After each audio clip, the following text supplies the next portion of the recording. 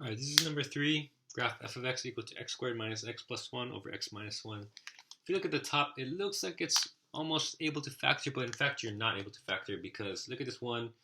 That means your only factors could be plus or minus 1. If I stick in positive 1, that's 1 minus 1, which is 0, plus 1, which is positive 1, so not 0. If I stick in a negative 1, that's negative 1 squared, which is 1, minus negative 1 is just plus 1. So 1 plus 1 is 2, plus 1 is 3, so that's not 0.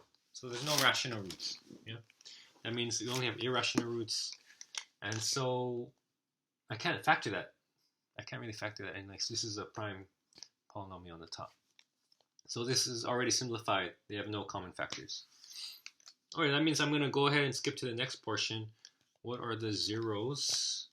Okay, so zeros. This one's a little more involved because to find the zeros, I have to check the quadratic equation, right? X is equal to negative b, which is positive 1. I'm looking at the top portion, by the way. Just focus on the top to find the zeros, right? So negative b, which is positive 1, plus or minus the square root of b squared, which is 1, minus 4ac. Those are all 1s, all over 2a. Again, just focusing on this top polynomial in the numerator. That's equal to 1 plus or minus the square root of 1 minus 4. Oh, you know what? Okay, this is nice. This is 1 minus 4 all over 2, which means this is actually an imaginary number, right? X is equal to 1 plus or minus square root of 3i over 2. So what that tells me is I have no real roots. There's no real zeros. So as far as zeros, I have complex ones, but no real zeros. That means as far as the graph is concerned, it's not going to touch the x-axis. It's not going to cross through the x-axis. It won't have any place where it's exactly equal to 0. So now let's move on to the next portion. We found that there's no zeros. Let's go on to the asymptotes. Well, there is a vertical asymptote, because that's right where the denominator would be 0. That would be at x equal to positive 1. Now, when I go to check the horizontal asymptotes, I'm looking for, is the numerator going to be smaller or equal to the denominator? The answer is no, but it's exactly 1 larger than the denominator, which means I actually should end up with an oblique asymptote. Now, to find oblique asymptotes, what you have to do is you have to do the long division. So x squared minus x plus 1, and then dividing by x minus 1.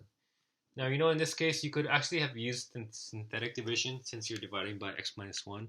But the reason I'm doing it this way is just to get you familiar in case you don't have something nice like this and you have to go through the whole long division process.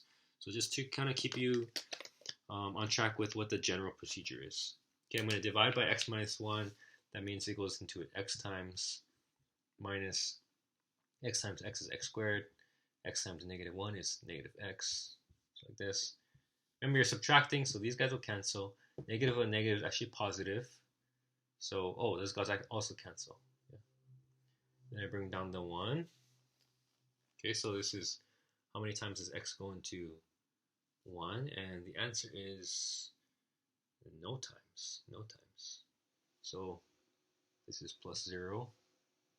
And then the last part is the remainder. Okay, but as far as the asymptote is concerned, I don't even care about the remainder. And 0 is just nothing. So the only part I care about is this first y equals x part. So the oblique asymptote is going to be y is equal to x. Okay. All right, let me copy that down over here, that fact. Oblique asymptote is y is equal to x. Because I'm going to need all the space I can get for the graph.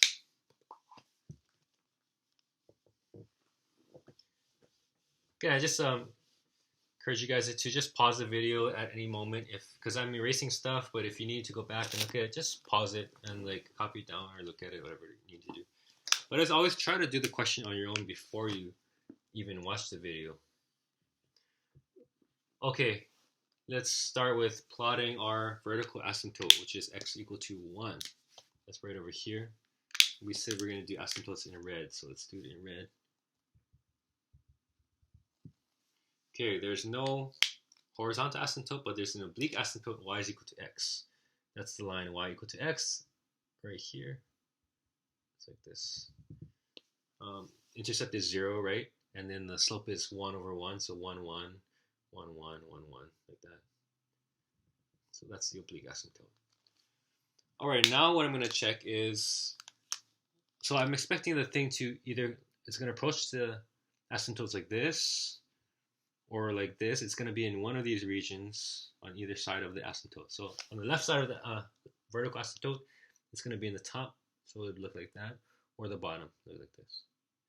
On the right side, it's going to be in the top like this, or the bottom like this. Except I kind of already know, because I know it's not going to have any zeros. So what's probably going to happen is it's going to be down here. It's not going to quite hit the 0 here, right? And it's going to be up here, so it doesn't touch the x-axis. But let's just confirm. We confirm by checking values in between each asymptote position. There's a vertical asymptote here, so I want to check to the left of that and to the right of that. So what's to the left of 1? Unfortunately, we have no nice numbers, so we have to just check something like a half. And what's to the right of 1? Well, that's easier. I can choose just 2. Now, I don't need to know exactly the exact value here. I just want to know if it's positive or negative. Okay. Actually, you know, I take it back. I take that back. I can check 0, because 0 is, I just care about if it's to the left or right of this vertical asymptote. I don't care about the oblique asymptote. So let's check 0. Let's check 0 and 2. Okay, if I plug in 0, that's 0 minus 0 plus 1, that's 1 over 0 minus 1, negative 1. So it's overall negative 1. So 0 here, I'm at negative 1 there. Let's put that point in blue this time. All right, and if I go to positive 2, that's 2 squared is 4, minus 2 is 2, plus 1 is 3. Yeah, 4 minus 2 is 2, plus 1 is 3. And 2 minus 1 on the bottom, that's 1, so 3 over 2 is 3.